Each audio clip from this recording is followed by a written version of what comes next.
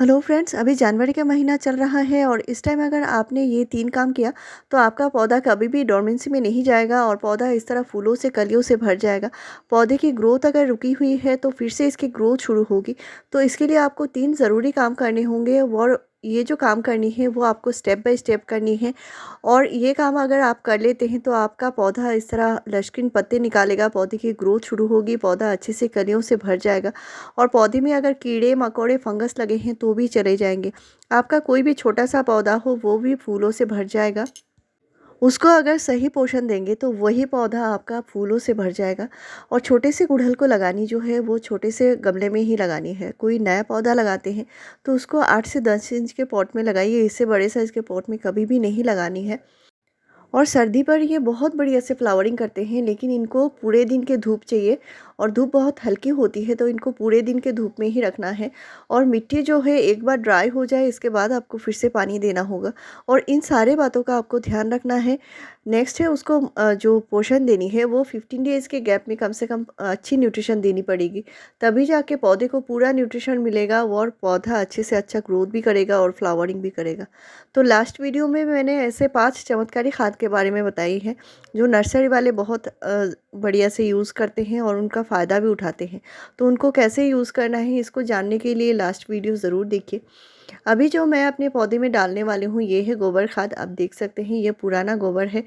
तो ये नाइट्रोजन का भरपूर भंडार है और ये 1 साल पुराना है तो इसके जो न्यूट्रिशन है वो पौधे बहुत अच्छे से ले पाएंगे। क्योंकि अगर जो गोबर खाद होता है वो अगर नया हो तो उससे क्या होता है पौधे के रूट जल जाते हैं, वो ख़राब हो जाते हैं। तो इसके लिए पुराना होना ज़रूरी है। और नेक्स्ट मैंने लिया है वर्मी कंपोस्ट। यहाँ पे मैंने 1 कप वर्मी कंपोस्ट लिया है और हाफ कप गोबर का खाद लिया है। नेक्स्ट पौधे को बहुत ज़्यादा अच्छी न्यूट्रिशन देने के लिए यहाँ पे मैंने सरसों खली लिया है।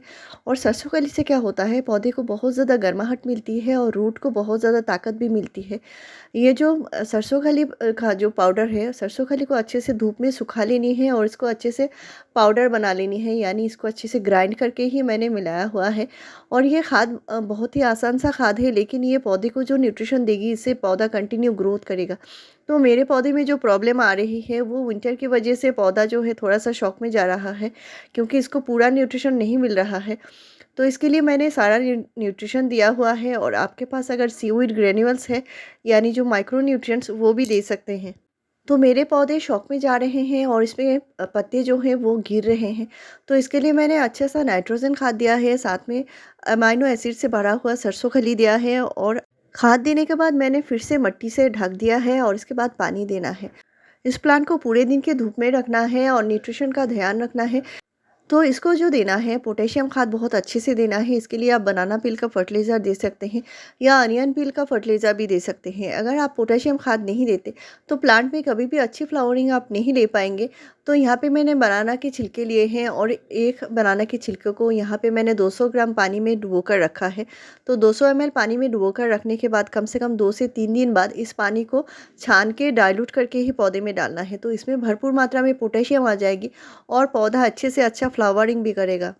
तो यहाँ पे बनाना पील जो होता है पोटेशियम का भंडार है और इसका यूज़ आप कम से कम 15 डेज़ के गैप में ज़रूर कीजिए। आपके पौधे फूलों और कलियों से भर जाएंगे, जो मैं हमेशा से यूज़ करती हूँ। और ऑर्गेनिक खाद के ऊपर मेरे चैनल पर आपको 500 से ज़्यादा वीडियोस मिल जाएंगी। इनसे आप अपने पौधे में इस तरह भर भर के कलियाँ ले सकते हैं। और इसके बदले में आप प्याज के छिलके का खाद भी यूज़ कर सकते हैं, यानी अनियन पील फर्टिलाइज़र। तो ऑर्गेनिक खाद जो मैं यूज़ करती हूँ उसका रिज़ल्ट बहुत ही बढ़िया होता है। और इसके लिए आप देख सकते हैं मेरे पौधे में किस तरह फ्लावरिंग हो रही है और कितने सारे कलियाँ बनी हुई है। नेक्स्ट जो करनी है आपके पौधे की मिट्टी की हल्की गुड़ाई करनी है और वो आपको 10 डेज़ के गैप में ज़रूर करना होगा। तभी जाके आप जितना सारा न्यूट्रिशन डालेंगे वो पौधा अच्छे से ले भी पाएगा। तो पौधे में न्यूट्रिशन देने का जो शेड्यूल होता है वो कंटिन्यू आपको मेंटेन करनी पड़ेगी। जैसे आपने महीने के फर्स्ट तारीख को जो कंपोस्ट दिया है वो आपको महीने में कम से कम 25 दिन के गैप में फिर से आपको रिपीट करना पड़ेगा। और दूसरा जो काम करना है जो लिक्विड खाद देनी है वो कम से कम कोई भी खाद देने के बाद तो कम से कम 10 दिन के गैप रखिए। इसके बाद फिर से आप लिक्विड खाद दे सकते हैं। जैसे मैंने बनाना पील बताई है वो आप 10 दिन के गैप में दे सकते हैं कोई भी सॉलिड खाद देने के बाद। तो इस तरह के शेड्यूल आपको ज़रूर रखनी है। और नेक्स्ट जो खाद बताऊंगी उससे आपके पौधे में कलियां और फूलों की कोई भी कमी नहीं होगी। आपका कोई भी गुलाब हो, गुड़हल हो, हर एक पौधे में डाल सकते हैं और इससे पौधे की मिट्टी जो है वो उपजाऊ बनी रहती है, मिट्टी एसिडिक बनी रहती है और पौधा जो है कंटिन्यू अपना न्यूट्रिशन मिट्टी से ले पाता है, जो बहुत ज़रूरी होता है गुड़हल के लिए, गुलाब के लिए, जो एसिडिक मिट्टी पसंद करते हैं। और इनको अगर आप ये खाद महीने में एक बार भी डालते हैं तो भी पौधा आपका हेल्दी रहेगा, मिट्टी में कीड़े मकोड़े फंगस नहीं लगेंगे। और नेक्स्ट जो है, पौधे के ऊपर भी स्प्रे कर सकते हैं। तो आप अपने पौधे को सारा न्यूट्रिशन देते होंगे लेकिन फिर भी आपका पौधा कोई भी रेस्पॉन्स नहीं करता है, इसकी ग्रोथ रुकी हुई है, तो इसके लिए इस तरह के खाद देने बहुत ज़रूरी हैं। तभी जाके आपके पौधे फिर से जो ग्रोथ है वो करना शुरू करेंगे, क्योंकि वो जो रूट है वो अच्छे से इनको ले पाएंगे। तो ये जो खाद है ये पौधे की रूट को ताकत देगी। रूट में अगर फंगस लगे हैं, कीड़े लगे हैं तो भी चले जाएंगे। अगर मिट्टी में कीड़े लगे हैं, फंगस लगेंगे तो भी चले जाएंगे। पौधे में फ्लावरिंग नहीं हो रही है तो इसका इस्तेमाल कर सकते हैं। और पौधे के ऊपर अगर कीड़े लगे हैं, मिलीबग लगे हुए हैं, जो गुड़हल में अक्सर ऐसा होता है, तो इसके लिए आप इसका इस्तेमाल कर सकते हैं। और इसका आप हाफ़ टी स्पून से भी कम यूज़ करना है और कम से कम हाफ़ लीटर पानी में अच्छे से घोलनी है। तो यहाँ पे मैंने हाफ़ टी स्पून से कम लिया है और अच्छे से डाइल्यूट करना पड़ेगा, तभी जाके पौधे में देना है। तो ये वो चमत्कारी चीज़ है, ये है बेकिंग सोडा।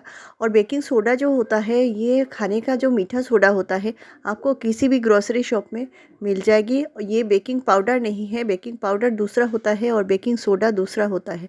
तो आपको सोडा ही लेनी है, तो हाफ़ टी स्पून से कम ही देना है और इसको अच्छे से डाइल्यूट करना पड़ेगा। और पौधे के ऊपर स्प्रे करनी है तो 1 लीटर पानी में हाफ़ टी स्पून घोलना है, इसके बाद प्लांट के ऊपर स्प्रे करनी है। और अगर मिट्टी में देना है तो हाफ़ टी स्पून आप हाफ़ लीटर से थोड़ा ज़्यादा पानी में डाइल्यूट कीजिए और इसके बाद मिट्टी में डाल सकते हैं। लेकिन सिर्फ महीने में 1 ही बार देना है, इससे ज़्यादा नहीं देना है। तो आपका कोई भी गुड़हल का पौधा फ्लावरिंग नहीं कर रहा है, इसमें कलियाँ नहीं बन रही है, या पौधे बहुत दिनों से सूखे बेजान पड़े हुए हैं, उसमें ना ही कोई ग्रोथ हो रही है, नया ग्रोथ बिल्कुल नहीं है, तो उस पौधे में आपको मिट्टी में ज़रूर देना है।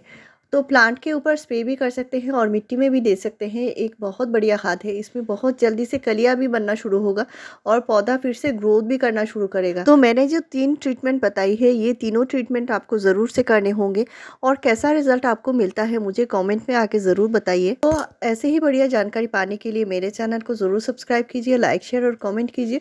वीडियो पूरा देखने के लिए